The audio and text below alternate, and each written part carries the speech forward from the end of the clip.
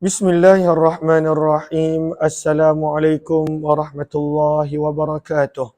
Bismillah, alhamdulillah, wassalatu wassalamu ala habibillah Sayyidina Muhammad ibn Abdullah wa ala alihi wa sahbihi wa mawalah. Subhanaka la ilma lana illa ma 'allamtana innaka antal alimul hakim.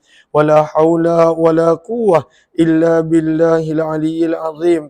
Allahumma rabbi syrah lana sudurana wa yassir lana umurana wahlul 'uqdatam min alsinatina yafqahu aqwalana. Allahumma fakkihna fid din wa 'allimna at-ta'wil bi rahmatika ya rabbal alamin. Walhamdulillahi rabbil alamin. Alhamdulillah, summa alhamdulillah, syukur kepada Allah Subhanahu wa taala kita bertemu kembali tengah hari ini dalam pembacaan kitab hadis sahih Imam Muslim rahimahullah taala. Kita telah tiba pada muka surat 413 yang mana Imam Muslim mengumpulkan hadis-hadis berkenaan dengan tajuk Babu Tahwilil Qiblah, penukaran kiblah, minal Quds, daripada Masjid Al-Aqsa ilal Ka'bah ke Baitullah. Dan ini berlaku setelah beberapa bulan Nabi SAW menghadap ke Baitul Maqdis sewaktu Nabi SAW tiba di bumi Madinah. Riwayat 1177 baca.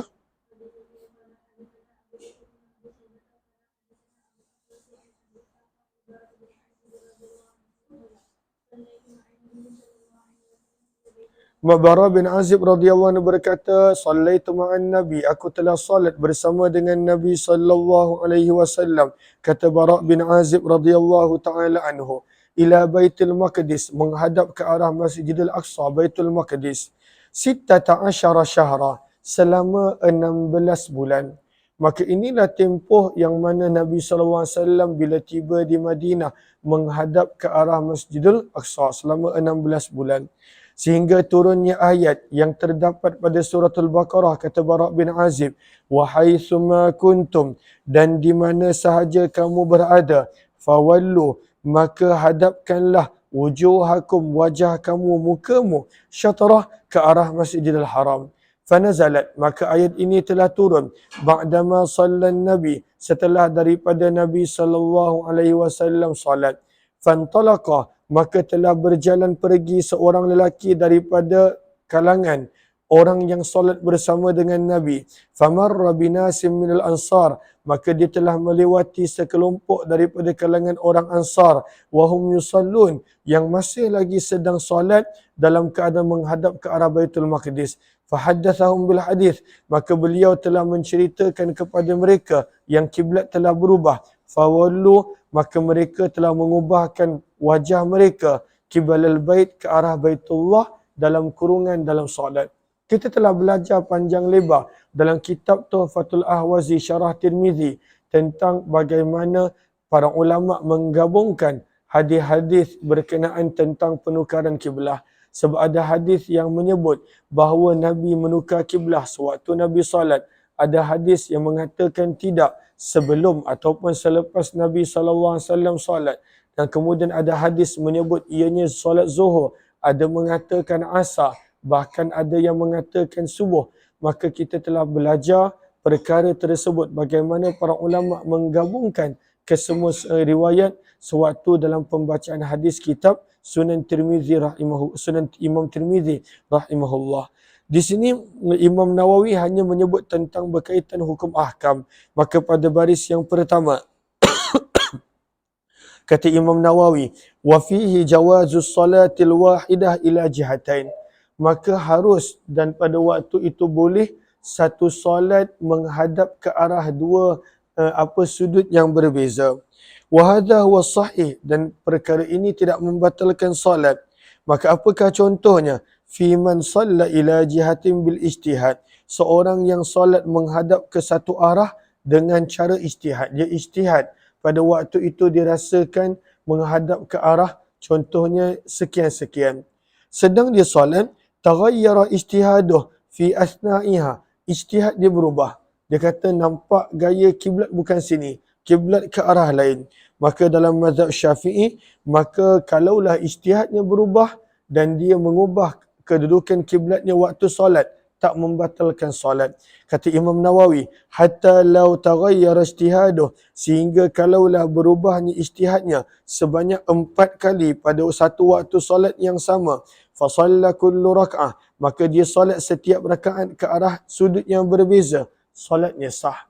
Sebab para sahabat radhiyallahu anhum, mereka ubah mereka punya kiblat sewaktu solat dan mereka tidak solat daripada mula daripada awal. 1178. Tolong betulkan kipas ni. Terus baca hadis.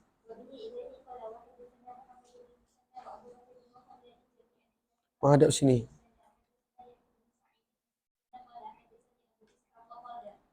Jangan rapat kan, jauh kan. Jangan bagi dia berpusing. Maka Bara' bin Azib radhiyallahu anhu berkata, "Sallaina, aku telah solat bersama dengan Nabi sallallahu alaihi wasallam menghadap Baitul Maqdis selama 16 bulan ataupun 17 bulan. Summa surifna, kemudian kami telah dipalingkan untuk menghadap ke arah Kaabah." Riwayat yang lebih kurang sama. 1179 baca.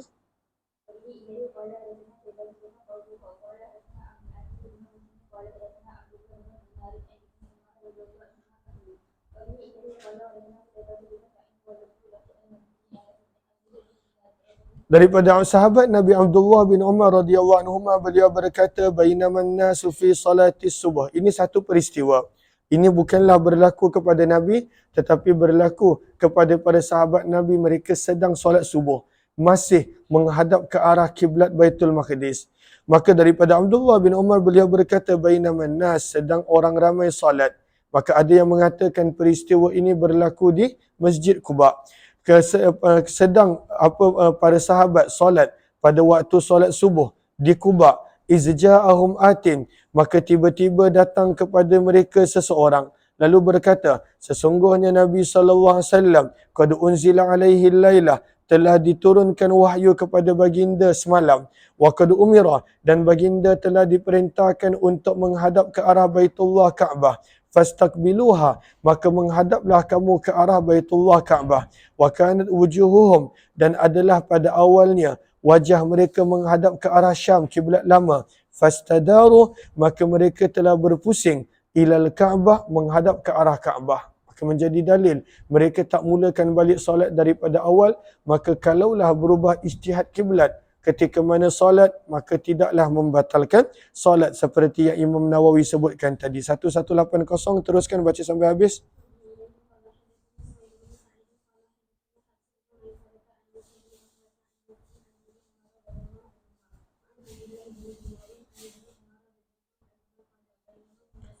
Fi salatul ghadah, maka dibawakan riwayat ini kerana sebahagian riwayat datang dengan perkataan salatul ghadah. Salatul ghadah tetap bermaksud solat subuh. Maka ini berlaku di Masjid Quba. Ada beberapa peristiwa dengan Nabi SAW di Masjid Nabawi, maka majoriti riwayat menyebut ianya bukanlah berlaku sewaktu solat penukaran kiblat. Kemudian berlaku penukaran kiblat ketika mana sedang solat di Masjid Qiblatain, dan ini adalah di Masjid Quba. Kemudian ada satu lagi masjid dalam riwayat Tirmizi, iaitu Masjid Banu Abdul Ashhal, sewaktu diimamkan oleh Muaz bin Jabal radhiyallahu taala anhu. Maka ketika mana solat subuh, maka telah datang seseorang, dan hadis riwayat yang sama seperti riwayat sebelum ini. 1181 terus.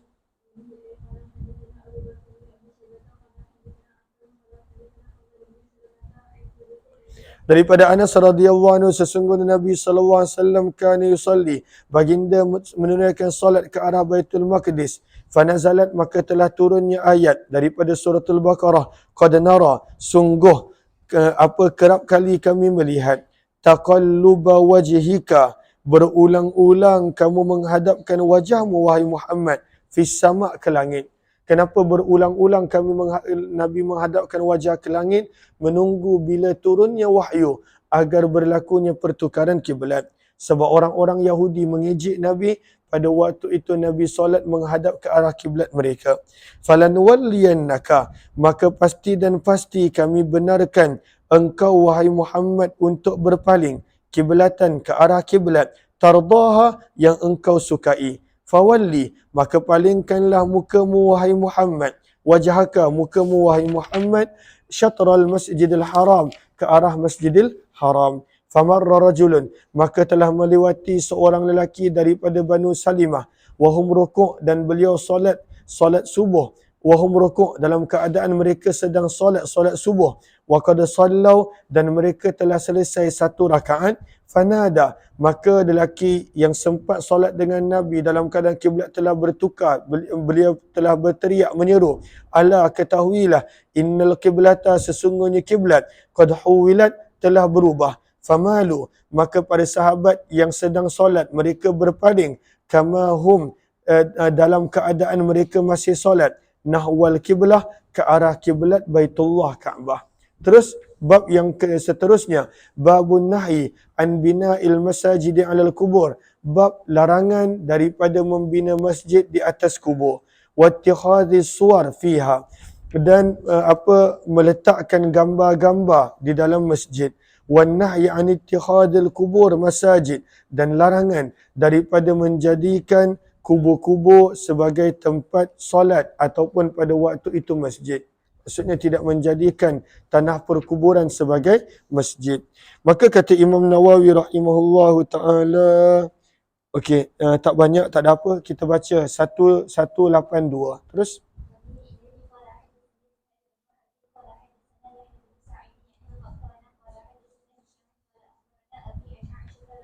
maka dalam riwayat ini Aisyah menceritakan kisah yang beliau dengar daripada dua orang isteri Nabi yang sempat berhijrah ke Habsyah, Ummu Habibah Ramlah binti Abi Sufyan dan Ummu Salamah Hindun radhiyallahu taala anhuma. Maka Aisyah radhiyallahu taala anha meriwayatkan, anna Ummu Habibah, sesungguhnya Ummu Habibah Ramlah binti Abi Sufyan dan Ummu Salamah Hindun radhiyallahu taala anhuma, zakarata, mereka berdua telah menceritakan, kanisatan, perihal sebuah gereja, ra'ainaha, yang mereka telah lihat di Habsyah, fiha, dalam gereja tersebut, tasawir, terdapat gambar-gambar, li Rasulillah, berkenaan Nabi SAW. Mereka telah ukir dan mereka telah pada waktu itu potretkan wajah Nabi SAW berdasarkan alamat-alamat yang mereka baca daripada kitab mereka. Maka Nabi SAW bersabda, sesungguhnya mereka itulah golongan, idza kana fihim, apabila di kalangan mereka terdapat seorang yang salih, famata, lalu meninggal dunia, banau ala qabrihi, mereka telah membina di atas kuburnya masjid, tempat solat, tempat ibadah, wasawwaru, dan mereka meletakkan padanya gambar-gambar tersebut. Mereka itulah sabda Nabi, syirarul khalqi indallah, seburuk-buruk yang paling tercela makhluk di sisi Allah pada hari kiamat. 1183, baca sampai habis, riwayat lebih kurang sama.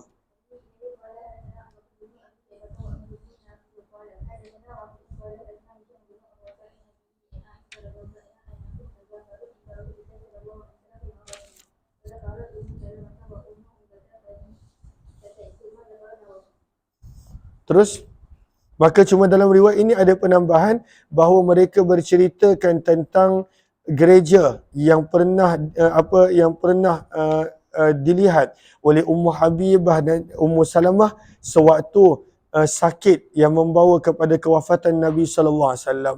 1184 memaparkan bahawa nama gereja yang berada di Habsyah tersebut dikenali dengan nama Mariyah. Terus 1184.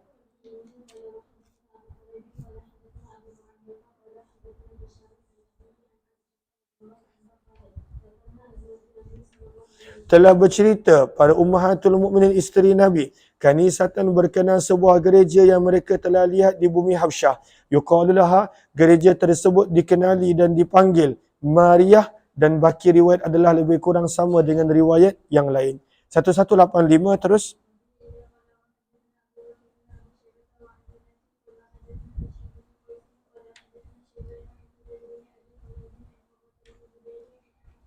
Daripada Ummul Mukminin Aisyah radhiyallahu anha, beliau berkata Nabi sallallahu alaihi wasallam telah bersabda fi maradhihi alladhi, pada sakit yang baginda lam yakum minhu, baginda tidak sembuh daripadanya. Itulah sakit yang membawa kepada kewafatan baginda, di mana dalam sirah disebutkan baginda sakit lebih kurang antara 11 ke 14 hari. Maka baginda bersabda, la'anallahu al-yahud. Semoga Allah melaknat golongan Yahudi dan Nasrani. Ittakhadhu. Mereka telah menjadikan kubur-kubur pada Nabi mereka masajid, tempat solat, ataupun pada waktu itu tempat ibadah. Mereka jadikan kubur sebagai tempat solat, tempat ibadah.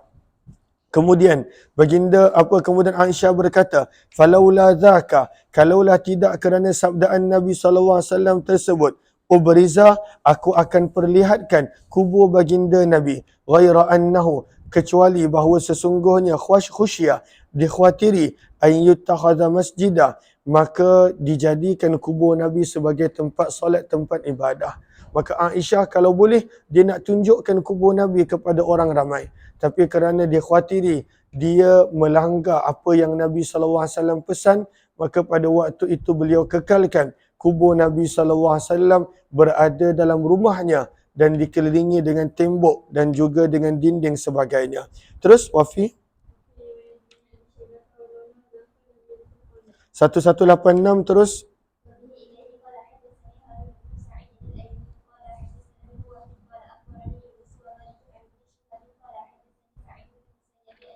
Abu Hurairah radhiyallahu anhu beliau berkata, Nabi SAW bersabda, qatalallahu al-yahud. Qatala ada dua maksud pada baris yang ketiga. Maksud yang pertama, la'anahumullah. Maksud yang ketiga, qatalahum wa ahlakahum. Maka terjemahannya adalah semoga Allah melaknat ataupun semoga Allah membinasakan golongan Yahudi. Ittakhadhu, mereka telah menjadikan kubur-kubur para nabi mereka masajidah sebagai masjid dan juga tempat solat, tempat ibadah. Terus 1187 baca sampai habis, lebih kurang sama riwayat dia.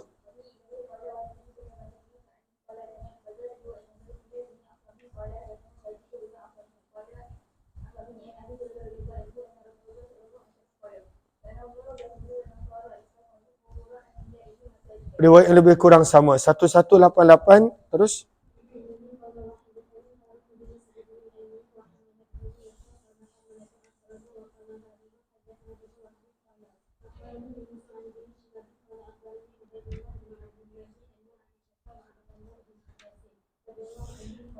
Maka Abdullah bin Abbas dan Ummul Mukminin Aisyah radhiyallahu anha berkata, lamma nazalat, apabila telah dekat saat kewafatan Nabi sallallahu alaihi wasallam dan sakit baginda bertambah teruk dan parah, tafiqa yatrah, maka baginda telah mula meletakkan khamisatan lah, sehelai kain milik baginda pada wajah baginda.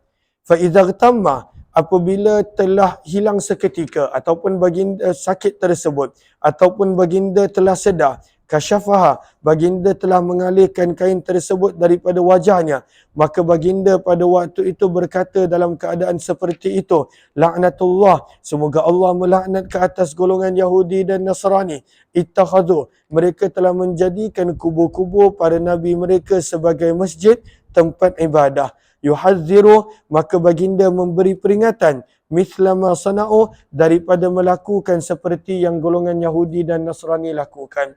Maka Nabi pesan, jangan dijadikan tempat kewafatan baginda sebagai tempat pemujaan dan sebagainya. 1189 terus.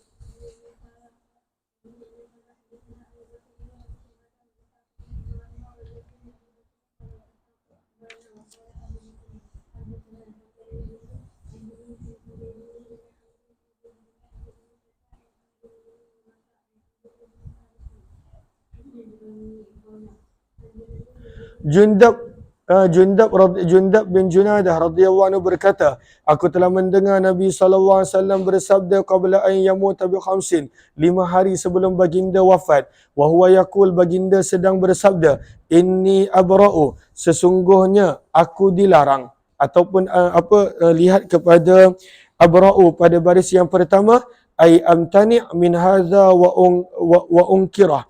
Maksudnya Nabi SAW tidak menyukai, Nabi membebaskan diri baginda. Maka sesungguhnya aku melarang, aku dilarang, ataupun aku membebaskan diriku kepada Allah bahawa terjadinya kepadaku daripada kamu khalilun, seorang kekasih.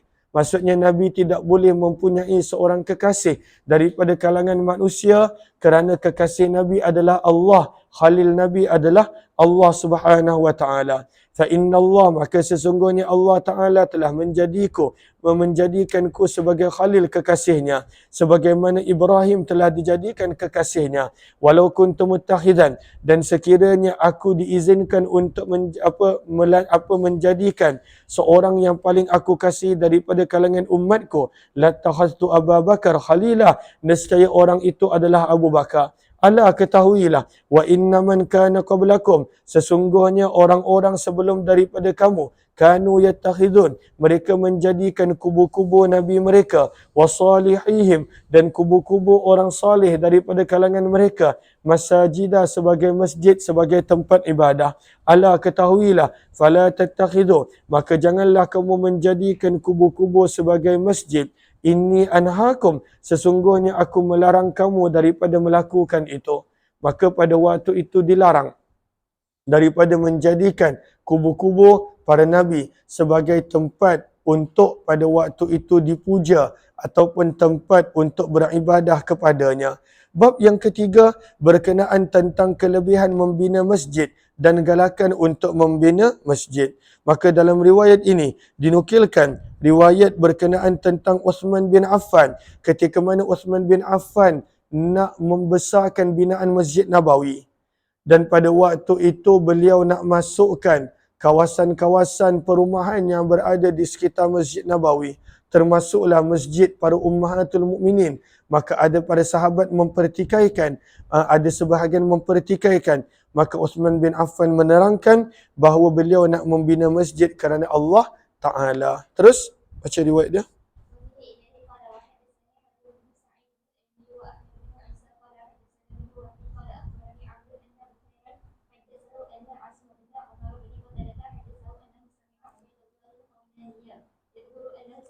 Uthman bin Affan radhiyallahu anhu ketika mana qaulin nas, ketika mana orang ramai mula berkata-kata berkenaan tentang beliau, hina bana masjidar rasul, sewaktu beliau nak membina masjid Nabi sallallahu alaihi wasallam, maka pada waktu itu beliau berkata, innakum qad, mereka orang ramai mula berkata, innakum qad aktsartum, sesungguhnya, minta maaf, Uthman bin Affan berkata, innakum, wahai para sahabat dan tabi'in, sesungguhnya kamu pada waktu itu telah bercakap sesuatu yang melampau ataupun dengan sesuatu yang banyak. Padahal aku telah mendengar Nabi SAW bersabda, man bana, barang siapa membina sebuah masjid untuk Allah, kerana Allah. Berkata Bukairah, hasibtu, aku mengira bahawa Uthman bin Affan berkata, ya bertari bihi wajah Allah, dia membina masjid semata-mata untuk mencari keredaan Allah, maka Allah akan membina untuknya sebuah istana di dalam syurga. Lihat kepada baris yang keempat, kata Imam Nawawi, qala ulama, berkata para ulama, Nabi SAW hanya senya melarang anittihadhi qabri, daripada menjadikan kubur baginda ataupun kubur sesiapa sebagai masjid, khaufa, kerana baginda risau bahawa akan ada pengagungan dan akan berlakunya ujian terhadap kubur-kubur.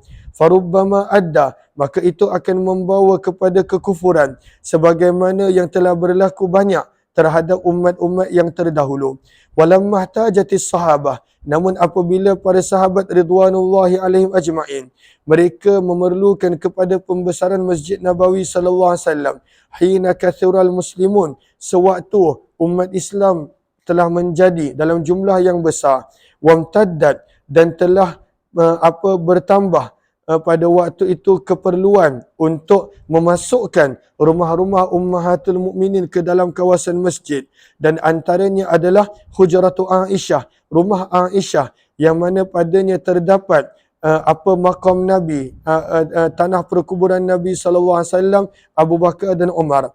Banau alal qabri, maka mereka telah membina di atas kubur hitanan, dinding, murtafi'atan, yang tinggi, mustadiratan, yang mengelilingi sekeliling kubur Nabi sallallahu alaihi wasallam, li'alla yadhhar, supaya tidak kelihatan kubur Nabi sallallahu alaihi wasallam di dalam masjid.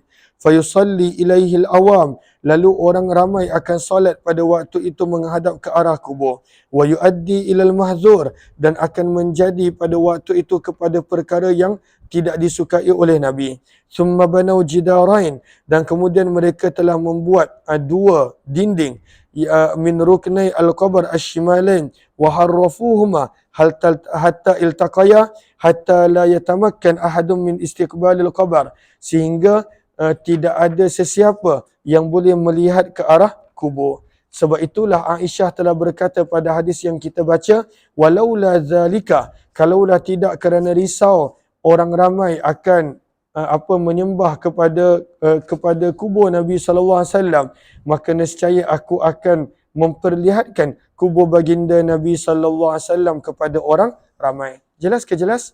Terus 1191.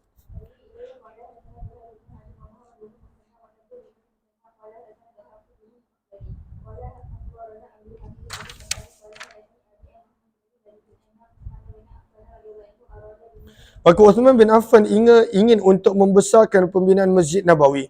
Fakarihan nas, maka ada orang yang tak bersetuju. Fa'ahabbu an yada'ahu ala hayatih. Mereka suka agar Uthman bin Affan kekalkan Masjid Nabawi seperti mana zaman Nabi SAW tanpa dibesarkan. Dan zaman Nabi Masjid Nabawi tak besar. Maka mereka suka supaya mengenangkan inilah masjid zaman Nabi SAW. Maka beliau berkata, Uthman bin Affan berkata, aku mendengar Nabi SAW bersabda, man bana, barang siapa membina masjid kerana Allah, untuk Allah, maka Allah akan membina untuknya di dalam syurga mislah akan binaan yang seperti itu. Terus bab yang keempat berkenaan tentang galakan ila wad'il aidi ala rukab, sewaktu rukuk maka meletakkan tangan di atas lutut, wa naskhi tatbiq, dan telah mansuh dan tidak lagi diamalkan ketika mana rukuk maka tatbiq. Maka pada zaman dulu, pada awal Islam, maka ketika mana rukuk maka kedua tangan digenggam erat dan dirapatkan jari jemari, disilangkan jari jemari, dan kemudian diletakkan ini di antara dua paha. Maka itu adalah sujud di awal Islam. Kemudian perbuatan tersebut dimansuhkan. Namun ada beberapa sahabat yang tidak terima berita mansuh kepada mereka. Antaranya adalah Abdullah bin Mas'ud radhiyallahu taala anhu. Sebab itu Imam Muslim membawakan riwayat-riwayat bagaimana Abdullah bin Mas'ud kekal solat dalam keadaan begitu walhal ianya telah dimansuhkan dan ianya tidak lagi diamalkan oleh majoriti para sahabat. Terus berkenaan tentang rukuk dalam keadaan tatbiq, iaitu menggenggam erat kedua tapak tangan, menyilangkan jari dan meletakkan di antara dua paha. Itu adalah tatbiq ketika mana rukuk. 1200. Terus minta maaf, 1199. Kita tertinggal satu bab. Minta maaf. Oh, saya terskip muka surat, minta maaf. Riwayat 1192. Galakan untuk meletakkan tangan pada lutut ketika mana rukuk, wa naskhi tatbiq, dan terbatalnya pada waktu itu amalan tatbiq ketika mana rukuk. 1192. Terus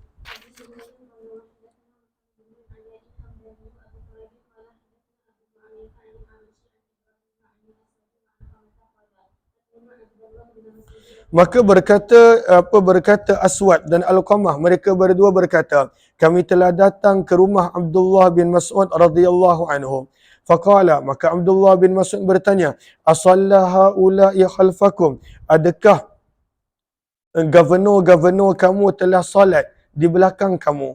Maksudnya apa? Bahawa zaman dulu siapa yang menjadi gubernur ataupun ketua ataupun pemimpin, maka mereka yang perlu menjadi imam.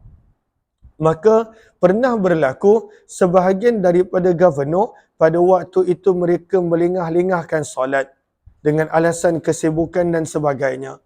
Maka Abdullah bin Mas'ud kadang-kala beliau solat di rumahnya kerana beliau nak mendapatkan solat awal waktu. Maka ketika mana datangnya Aswad dan Al-Qamah menziarahi Abdullah bin Mas'ud, maka ditanya, dekat masjid dah solat belum? Adakah gubernur ataupun pemimpin pada waktu itu telah telah mengimamkan solat. Sebab zaman dulu tak ada jawatan imam. Siapa yang berkuasa, maka mereka lah yang kena menjadi imam. Sebab itu waktu zaman Nabi yang menjadi imam. Ketika mana Nabi wafat, Abu Bakar yang menjadi imam. Disusuli Umar, Uthman, Ali dan seterusnya. Sehinggalah pada zaman pemerintahan Banu Umayyah, barulah mereka ubah siapa yang menjadi pemimpin pada waktu itu tak menjadi imam, tetapi dilantik imam daripada kalangan orang lain. Maka Abdullah bin Mas'ud bertanya, adakah gubernur ataupun pemimpin yang berada di belakang kamu telah menunaikan solat fardu? Maka kami menjawab, la, belum lagi. Maka beliau berkata, fakumu, maka bangunlah kamu, fasallu, dan solatlah kamu. Sebelum kita terus muka surat seterusnya, kata Imam Nawawi, majoriti para ulama menyebut anna sunnah, bahawa sunnah ketika mana rukuk adalah meletakkan kedua tangan di atas lutut. Wa karaha at-tatbi', dan makruh rukuk dalam keadaan tatbi'. Kecuali itulah pandangan Abdullah bin Mas'ud dan dua orang anak muridnya, Alqamah dan juga Aswad. Fa innahum yaqulun, mereka masih berpegang, inna sunnata tatbi', bahawa waktu rukuk yang sunnah adalah tatbi', iaitu merapatkan kedua tapak tangan dan menggenggam erat jari jemari dan kemudian meletakkan di antara kedua paha. Li'annahu lam yablughum, mungkin hadis-hadis tentang pemansuhan riwayat tatbi' mereka tidak terima. Dan itu adalah hadis Sa'ad bin Abi Waqqas yang akan kita baca di hujung bab. Wassawabu ma'alaihil jumhur, dan yang betul adalah apa yang dipegang oleh para majoriti para ulama, bahawa amalan tatbi' sewaktu rukuk ianya telah mansuh dan tidak lagi digunakan. Kemudian Allahumma salli ala Sayyidina Muhammad, maksud daripada asallaha ula, yakni al-amir, iaitu para pemimpin. Mereka suka untuk melengah-lengahkan solat ketika mana zaman Abdullah bin Mas'ud radhiyallahu anhu.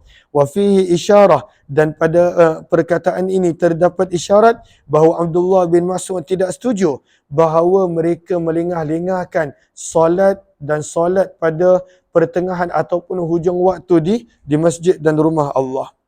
Kemudian daripada ungkapan qumu fasallu, kata Imam Nawawi, fihi jawazu iqamatil jama'ah fil buyut. Daripada sini terdapat dalil bahawa boleh untuk mendirikan solat berjemaah di rumah ketika mana adanya sebab seperti pada waktu itu lewat solat di masjid dan juga sebab-sebab yang lain. Dengan syarat pada waktu itu tidak membatalkan, menghilangkan solat di masjid dan surau. Kalaulah semua orang solat di rumah sehingga pada waktu itu masjid dan surau mati tak hidup, maka pada waktu itu semua penduduk kawasan tersebut berdosa kerana tidak mengimarahkan, tidak menghidupkan rumah Allah Subhanahu wa taala. Terus baca, qala faqumu fasallu. Terus, maka beliau tidak memerintahkan kami untuk melaungkan azan maupun iqamah. Maka daripada sini menjadi dalil boleh untuk mulakan solat berjemaah tanpa azan dan iqamah. Walaupun afdalnya adalah dengan azan dan iqamah. Terus, maka kami telah mula untuk berdiri di belakangnya sebab beliau menjadi imam.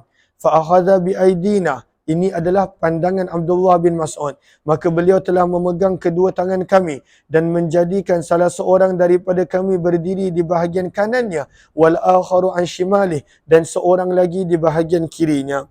Maka Allahumma salli ala Sayyidina Muhammad, kata Imam Nawawi rahimahullah, pada baris yang pertama, hadza mazhabub Ibn Mas'ud, tanpa azan dan iqamah. Ini adalah pandangan Ibn Mas'ud rahimahullahu ta'ala. Baris bawah, wa dhahaba jumhurul ulama, majoriti para ulama mengatakan sunnah ketika mana nak solat berjemaah, maka pada waktu itu dengan azan dan juga dengan iqamah. Allahumma salli ala Sayyidina Muhammad. Kemudian cara berdiri makmum ketika mana solat berjemaah pada perenggan kedua. Ini juga kata Imam Nawawi adalah pandangan Abdullah bin Mas'ud dan majoriti para ulama termasuk para sahabat berbeza pandangan. Mereka berkata apabila bersama dengan imam ada dua orang, waqafa wara'ahu saffa, maka perlu dibuat saf baru di belakang imam. Berdasarkan hadis Jabir dan juga Jabbar bin Sahar radhiyallahu taala anhu yang Imam Muslim akan kongsikan nanti. Maka berkata Alqamah dan Aswad, falamma raka'a, apabila Abdullah bin Mas'ud rukuk, wada'na, maka kami telah meletakkan tangan-tangan kami di atas lutut kami sewaktu rukuk, maka beliau telah memukul tangan kami, wa tabbaqa, dan beliau telah menggabungkan kedua tapak tangan dan menggenggam erat jari jemari beliau, thumma adkhalahuma, dan beliau memasukkan tatbik tersebut di antara kedua peha baginda, kedua peha beliau. Maka ini adalah cara solat Abdullah bin Mas'ud yang bertentangan dengan pendapat majoriti para sahabat yang lain. Terus qala, maka apabila telah selesai solat, maka beliau berkata, innahu sayakunu alaikum umara, kelak akan terdapat memimpin kamu beberapa orang pemimpin, yuakhiruna salah, mereka melengah-lengahkan salat daripada awal waktunya, wa yakhnuqunaha, dan mereka akan melewatkan salat ila syarakil mauta, sehingga hanya sedikit masa sahaja berbaki pada waktu salat. Mereka solat betul-betul di hujung waktu salat. Maka kata Abdullah bin Mas'ud, apabila kamu melihat orang seperti ini dan mereka melakukan seperti ini, fasallu, maka solatlah kamu pada awal waktu, waja'alu, dan jadikanlah solat kamu bersama dengan para pemimpin tersebut secara berjemaah sebagai solat nafil. Maka solat 2 kali. Di rumah kamu solat di awal waktu. Tapi nak mengelakkan fitnah daripada berlaku salah faham, maka solatlah bersama dengan pemimpin tersebut namun sebagai solat nafil dan sunat. Maka ini yang menjadi dalil bahawa tidak mengapa untuk mengulang-ulang solat fardu, dan solat yang kedua dan seterusnya akan dikira sebagai sunat. Terus baca.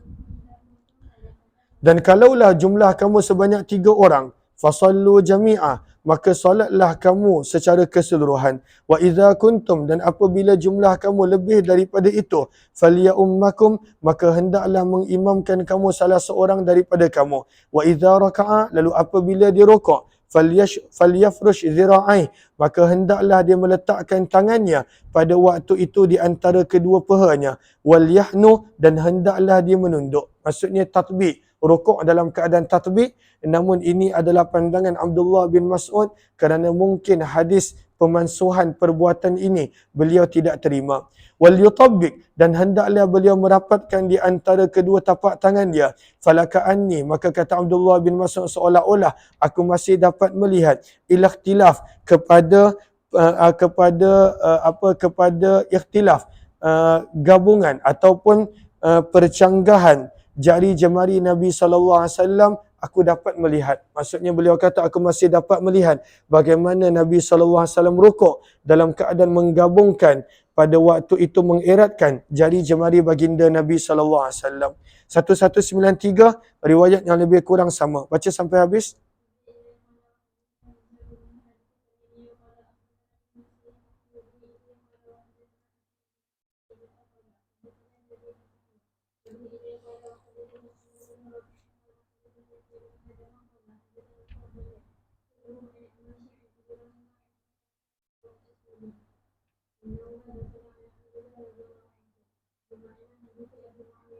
Hadis yang lebih kurang sama dengan hadis sebelum ini. Terus.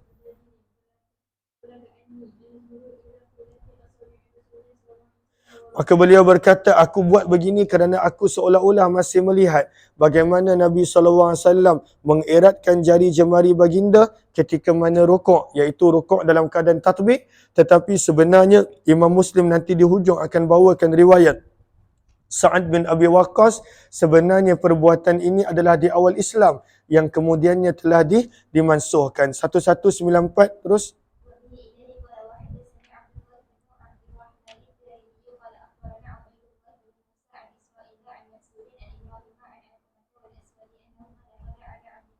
Mereka berdua, iaitu Alqamah dan Al-Aswad, mereka telah masuk bertemu Abdullah bin Mas'ud. Maka Abdullah bin Mas'ud bertanya, As-salla man khalfakum, adakah para pemimpin yang berada di belakang kamu telah menunaikan solat? Mereka berdua menjawab ya. Maka dalam riwayat ini na'am, dalam riwayat sebelum inilah, menunjukkan peristiwa yang berbeza. Faqama bainahuma, maka Abdullah bin Mas'ud berdiri tengah-tengah di antara mereka berdua. Wa ja'ala ahduma, dan menjadikan salah seorang daripada mereka di sebelah kanan dan juga yang kedua di sebelah kiri. Namun para ulama pada waktu itu menolak hadis Abdullah bin Mas'ud dengan hadis Jabir radhiyallahu taala anhu, yang mana perbuatan ini adalah di awal Islam dan ianya telah dimansuhkan dengan riwayat Jabir. Kemudian kata Alqamah dan juga Aswad, kemudian kami telah rukuk, maka kami telah meletakkan tangan-tangan kami di atas lutut kami, rukuk seperti biasa. Maka beliau telah memukul tangan-tangan kami, kemudian beliau telah menggenggam erat di antara kedua tangannya dan kemudian meletakkan kedua tangan tersebut di antara kedua pahanya. Falamma shalla, apabila beliau telah selesai salat, beliau berkata, hakadha, beginilah yang telah dilakukan oleh Nabi sallallahu alaihi wasallam. 1195 baca.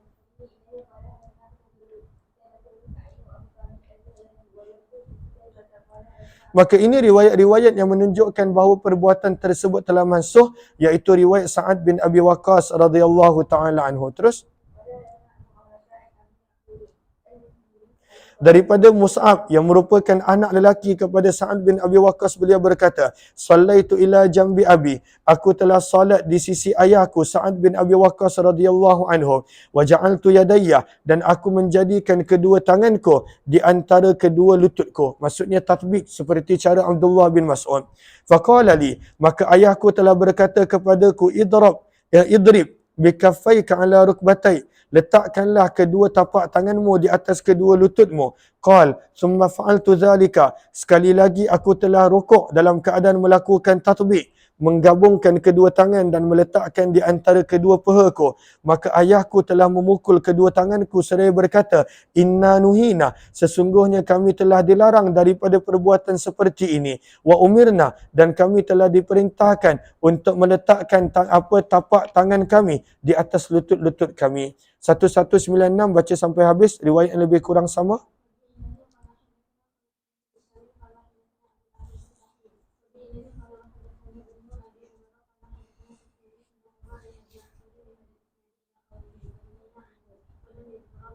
Terus 1197.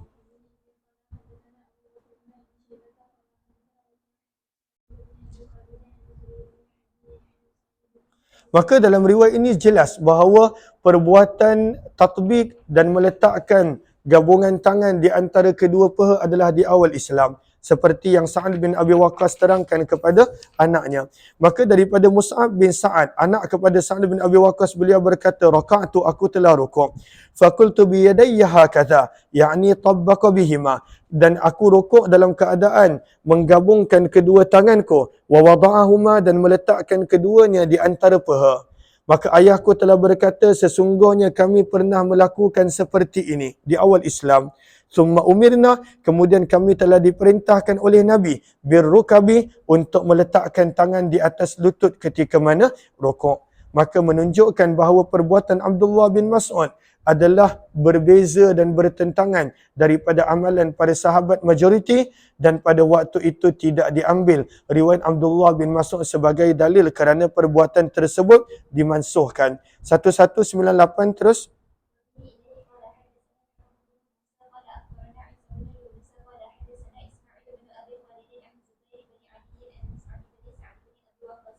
Berkata Mus'ab, anak lelaki Sa'ad bin Abi Waqqas, aku telah solat di sisi ayahku.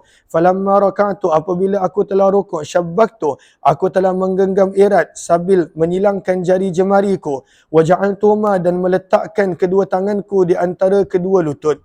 Fadaraba yadayya, maka ayahku telah memukul tanganku. Apabila telah selesai salat, ayahku telah berkata, iaitu Sa'ad bin Abi Waqqas, qad kunna naf'alu hadha, kami melakukan seperti ini di awal Islam. Kemudian kami telah diperintahkan untuk meletakkan tangan-tangan kami di atas lutut ketika mana rukuk. Bab yang kelima berkenaan tentang duduk secara iqa' di atas kedua tumit, iaitu cara duduk antara dua sujud, ataupun cara duduk ketika mana tahiyat awal, ianya adalah sunnah. Maka kata Imam Nawawi rahimahullah, perlu difahami bahawa ada hadis yang menggalakkan duduk iqa' dan ada hadis yang melarang duduk iqa'. Hamzah, qaf, ain, alif, hamzah, iqa'.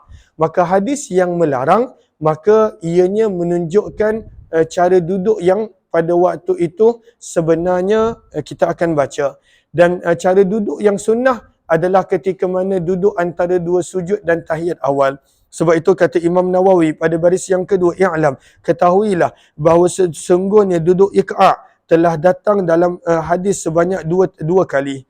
Maka ada hadis yang mengatakan ianya sunnah dan ada hadis yang mengatakan dilarang daripadanya. Dan ianya telah diriwayatkan oleh Imam Tirmizi daripada riwayat Sayyidina Ali dan juga Ibnu Majah daripada riwayat Anas dan juga riwayat yang lain.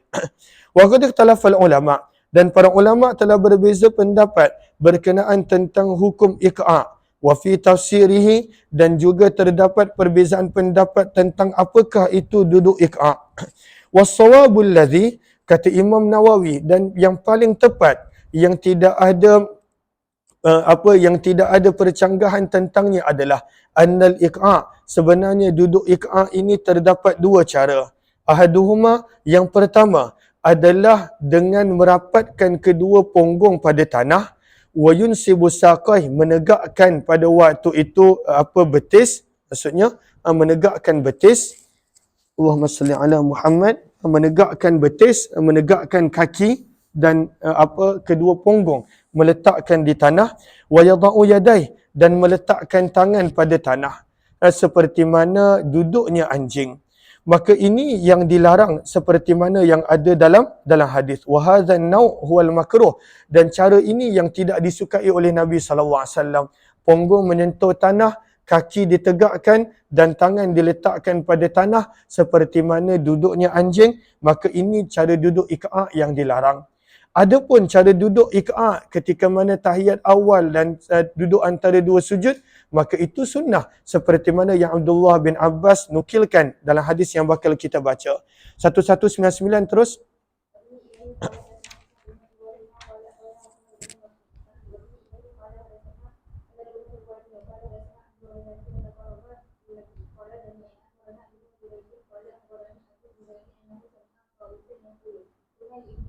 Kami berkata kepada Abdullah bin Abbas berkenaan tentang duduk iqa' di atas kedua kaki. Maka beliau berkata itu adalah sunnah. Okay, seperti mana kita duduk waktu tahiyat awal dan duduk antara dua sujud. Maka kami bertanya kepadanya, inna lanarahu, sesungguhnya kami mendapati jafa'an bin rajul, cara duduk itu susah bagi seseorang.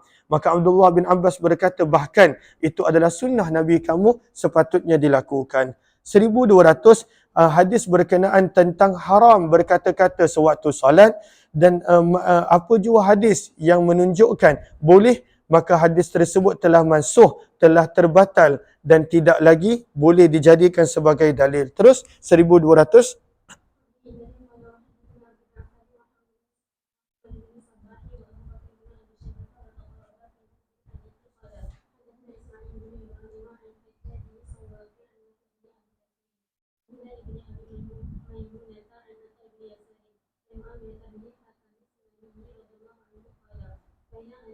Sedang kami solat bersama dengan Nabi SAW, kata Muawiyah bin Hakam, dan pada waktu tu dia baru masuk Islam. Idh atasa, tiba-tiba ada seorang lelaki telah bersin daripada kalangan para jemaah. Maka kata Muawiyah bin Hakam, maka aku pun jawab bila orang bersin dengan ucapan yarhamukallah dalam solat, dan dia tak tahu tak boleh bercakap dalam solat. Faramani, maka telah menjeling ke arahku sebahagian daripada para jemaah dengan hujung mata mereka. Maka aku berkata, wasakla Umayyah, apa masalah kamu? Masya'nukum, kenapa kamu semua memandang ke arahku sebegitu? Dan dia tak tahu, tak boleh cakap dalam solat. Faja'alu yadribuna, maka para sahabat mula memukul, menepuk-nepuk tangan mereka pada paha mereka, mengisyaratkan supaya diam, jangan berkata-kata. Falamma ra'aituhum, kata Muawiyah bin Hakam, apabila aku melihat para sahabat yusammitunani, mereka cuba untuk mendiamkan daku, maka akhirnya aku pun diam. Falamma shalla, apabila Nabi SAW telah selesai salat, maka kata Muawiyah bin Hakam, maka demi ibu dan ayahku, ma ra'aitu, aku tidak pernah melihat mualliman, seorang guru sebelum baginda dan tidak selepas baginda yang lebih baik cara mendidik daripada baginda. Fawallahi, kata Muawiyah, maka demi Allah, maka harani, baginda tidak marah kepadaku, wala darabani, Nabi tidak memukulku, wala syatamani, Nabi tidak mencelaku. Nabi hanya bersabda, in hadhihi salah, sesungguhnya salat ini la yasluh, tidak layak padanya sesuatu daripada ucapan-ucapan manusia. Maka tak boleh berkata-kata dalam solat. Innama huwa, sesungguhnya solat ini adalah tasbih, takbir dan juga bacaan Al-Quran. Atau kama qal, ataupun lebih kurang seumpama ucapan baginda Nabi SAW. Kemudian aku bertanya, wahai utusan Allah, sesungguhnya aku baru sahaja masuk Islam. Wa qad jaa Allahu bil Islam, dan Allah telah membawa Islam kepadaku. Wa inna minna rijalan, dan sesungguhnya ada sebahagian orang daripada kalangan kaumku yang masih lagi mendatangi tukang tilik. Maka Nabi SAW bersabda, fala ta'tihim, maka janganlah kamu menghampiri dan pergi mendatangi tukang tilik. Berkata lagi Muawiyah bin Hakam, dan ada sebahagian daripada kaumku yatatayyarun, mereka menjadikan sesuatu yang berlaku sebagai tanda. Kalaulah burung pada waktu itu terbang arah sana, maksudnya bagus. Kalaulah ini berlaku, maksudnya tak bagus. Yatatayyarun. Mereka pada waktu itu suka menjadikan sesuatu yang berlaku sebagai tanda. Maka Nabi bersabda, zaka syai'un, itu adalah sesuatu yang mereka dapati pada hati mereka, maka tak perlu untuk menghalang mereka. Sebab apa yang berlaku hanya berlaku dengan ketentuan Allah, bukan seperti yang mereka sangka. Berkata Ibnu Sabbah, fala yasuddannakum, maka janganlah tanda-tanda yang kamu nampak itu menghalang kamu daripada kerja dan tugasan kamu. Itu maksud yang kedua. Maksudnya janganlah bila nampak, tak payahlah buat macam ni. Maka Nabi kata, janganlah itu menjadi penyebab kamu terhalang daripada melakukan sesuatu. Maka Muawiyah bin Hakam bertanya lagi, dan ada di antara kami yang pada waktu itu yakhutun, mereka pada waktu itu melakukan perbuatan al-khat. Maksudnya mereka tulis sesuatu pada kertas ataupun pada tanah, dan mereka pada waktu itu menggambarkan sesuatu. Maka Nabi SAW bersabda, kana nabiyyu minal anbiya, ada salah seorang daripada kalangan Nabi, mereka pernah melakukan seperti itu. Faman wafaqa khattah, barang siapa yang bertepatan seperti apa yang dia gambar dan lakarkan, fadhaka, maka dia akan dapat. Maksudnya sebahagian para ulama menjadikan ini dalil bahawa perbuatan al-khat dibolehkan. Ada sebahagian mengatakan tidak boleh.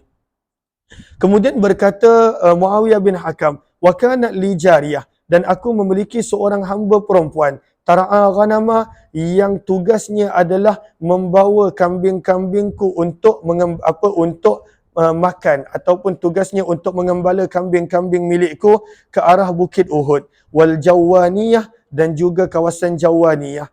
Fattala'tu dhata yaumin, maka aku telah melihat, dan aku telah datang satu hari, maka tiba-tiba seekor serigala telah membawa lari kambing milikku daripada kumpulan kambing, kerana hamba perempuan ni tidak jaga. Wa ana rajulun, dan aku seorang lelaki daripada anak Adam, wahai Rasulullah. Asafu, aku menjadi marah sebagaimana sebahagian orang marah. Lakinni saqaqtuha, namun aku telah menampar akan hamba perempuan tersebut, wahai Rasulullah, dengan tamparan yang kuat. Maka aku telah datang kepada Nabi SAW, dan peristiwa tersebut menjadi berat ke atas diriku. Maka aku telah berkata, wahai Rasulullah, adakah patut aku memerdekakannya? Maka Nabi bersabda, i'tini biha, bawakanlah hamba perempuan tersebut kepadaku. Maka aku telah membawanya kepada Nabi. Maka Nabi telah bertanya kepada hamba perempuan ini, Aina Allah, di manakah Allah? Maka hamba perempuan ini menjawab, di langit. Maka kata Imam Nawawi berkenaan tentang di langit pada perenggan pertengahan muka surat, maka kata Imam Nawawi pada baris yang kedua perenggan tersebut, hadzal hadis, hadis-hadis ini termasuk daripada hadis-hadis yang menceritakan tentang sifat Allah. Dan ada dua kelompok para ulama, ada yang pada waktu itu mereka menyerahkan kepada Allah kerana Allah tidaklah sama seperti makhluk, dan Allah bersih daripada bersifat dan bersifat dengan makhluk. Dan kumpulan yang kedua, mereka mentakwilkan, dan antara takwilnya sebenarnya Nabi SAW sekadar nak menguji akan hamba perempuan ini, adakah dia pada waktu itu seorang yang beriman ataupun tidak. Maka bukanlah menggambarkan kedudukan Allah di langit, kata Imam Nawawi rahimahullahu ta'ala, kerana Allah tidak bertempat dan Allah tidak terikat dengan tempat. Maka Nabi SAW bertanya, man ana, siapakah aku? Maka hamba perempuan ini menjawab, engkau adalah utusan Allah. Maka bila Nabi pastikan dia adalah seorang yang Islam, maka Nabi bersabda kepada Muawiyah bin Hakam, a'tikha, merdekakanlah dia, kerana sesungguhnya dia termasuk daripada kalangan orang beriman. 1201 baca.